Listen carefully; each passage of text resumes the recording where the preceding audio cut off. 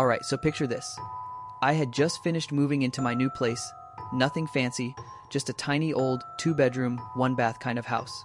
Honestly, the kind of place where every floorboard already has a personality and the walls probably heard way too much in past lives. The move had been a nightmare. A buddy helped me drag the couch in, but most of it? Yeah, all me. Hauling box after box until my back felt like it aged 50 years in a single afternoon. By the time I was done, I was too tired to even look at the bed. I literally just flopped onto the couch, still surrounded by half unopened boxes, thinking, yep, this is where I live now. I was on the edge of passing out when ding dong. The doorbell. At first, I thought I was hearing things. Like, no way I'm imagining my brand new neighbors coming over already, right? But the bell rang again. So, being raised to not completely ignore people, I dragged myself to the door. When I opened it, I swear my heart did this little skip. Standing there was this woman.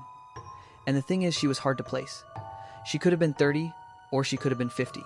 Sagging skin, frail frame like she hadn't eaten in months, but with this shock of messy, bright blonde hair and piercing blue eyes.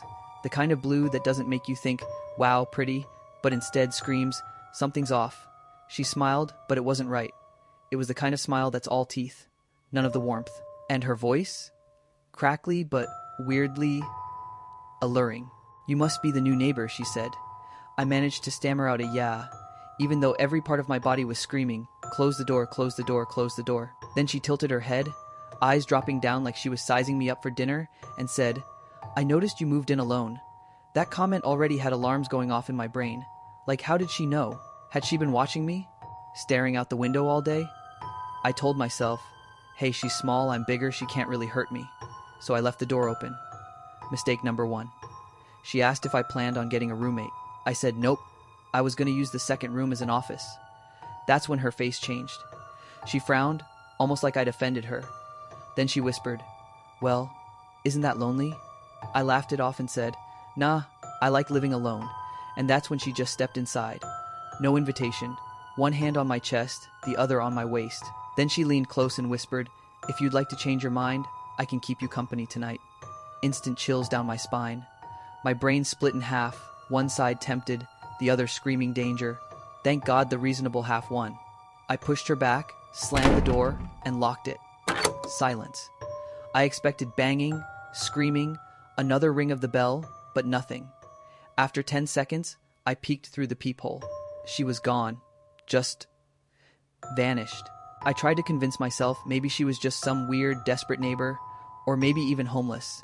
Either way, I was rattled. I lay back down on the couch, tossed and turned, and finally fell into a weird, vivid sleep. That's when things got worse. I dreamed at least.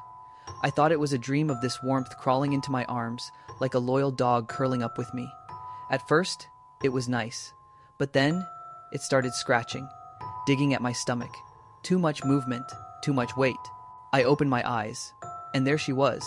Not in the dream, not in my imagination, but literally on top of me, clawing at my stomach with jagged nails, like she was trying to rip me open, and I couldn't move.